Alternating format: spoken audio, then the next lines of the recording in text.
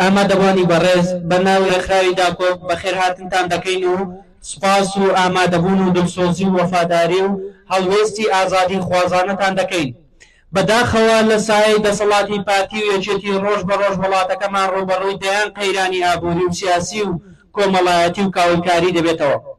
بەو هۆیەشەوە ئەرکی ئێمەی ئازادی خواز قورستر دەکات لە هۆشیارکردنەوەی کۆمەلگای کوردی و کۆمەلگای شەهیدی قەڵەم سۆرانی مامەحەمە تیرۆرکردنی لە سەرکاری ڕۆژنامەنووسی بوو نەک سیاسی بە یەکەمین شەهیدی ڕۆژنامەنووسی کوردی دادەنرێت. کاتژمێر 9 شەوی 21 لەسەر 22 تەمووزی 2008 لە کەرکووک چەمچەکدارێک دەستنە سەرماڵەن لە کاتی کردنەوەی دەرگا دەیدەنە بەر دەستڕێژی فیشەک و چەندین فیشەک دەنێن بەسەر دڵ و جەستەیەوە.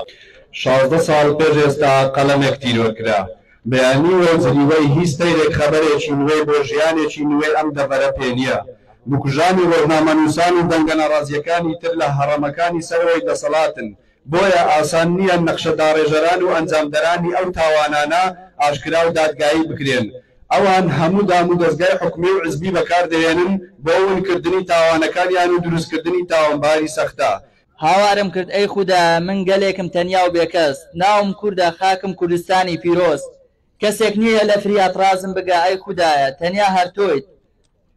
بە چواردەورمدا هەڵخولا نەبوو دەستێک لە خازدرا، لە ڕۆژهەڵات دەستی ڕاستم لە بن برا، لە ڕۆژئاوا دەستی چەپم لە بن بڕا، لە باکوور سەر و ملم هەڵواسرا، لە باشوورش قاچەکانم کۆت و زنجیر کرا. لە ساڵڕۆژی شەهیدکردنی سۆرانی مامەحەمە دەمەوێت بڵێم کێن ئەوانەی وەڵامی ڕخنە و ناڕێزاتیەکان بە گولە و ئاسن دەدەنەوە کامە هێستوانیوێتی بە کوشتن و بڕین و داپڵۆسین درێژە بە تەمەنی خۆی بدات.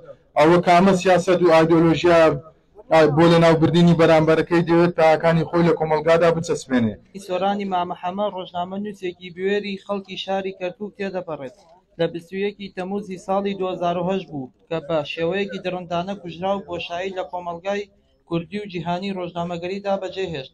سۆرانی مامەحەمە ژیانی خۆی تەرخان کرد بۆ ئاشکراکردنی ڕاستیەکان و قسەکردن لە جیهانی نادادپەروەری. لەشکێشی ئەم دوایی تورکیا بەسەر کوردستان شۆک و تۆرەی ناو کۆمەلگای جیهانی بە دوای خۆی داهێناوە. دڵتەنکەرە کە بزانی پارتی دیموکراتی کوردستان لەم درەزێژێدا هاوکاری تورکیای کردو و خیانەت لەو گەلە کوردە کردووە کە بانگەشەی نوێنەرایەتیش دەکەن. هاوکاری نێوان پارتی دیموکراتی کوردستان و تورکیا لەم لەشکێشەدا بیرینەوەیەکی پڕ لە ئازارە بۆ ئەو دانامیکە سیاسی ئاڵۆزەی کە لەو ناوچەیەدا هەیە.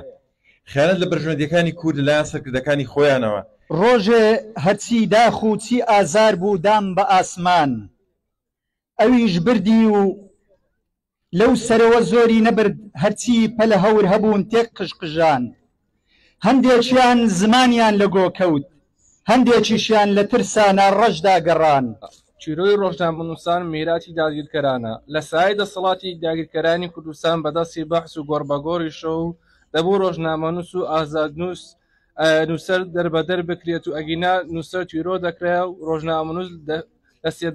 We condemn the assassination and illegal detention of journalists and activists in Iraqi Kurdistan. Today we gather here to commemorate the assassination of journalist and writer Soran Mamahama, who was brutally murdered by the bloodthirsty and militias of ruling parties in Iraqi Kurdistan. He was neither the first nor the last victim of the oppressive Barzani and Talabani families, who lead the region's most corrupt and anti-democratic party, the KDP and PUK. The list of assassinated and imprisoned activity is extensive.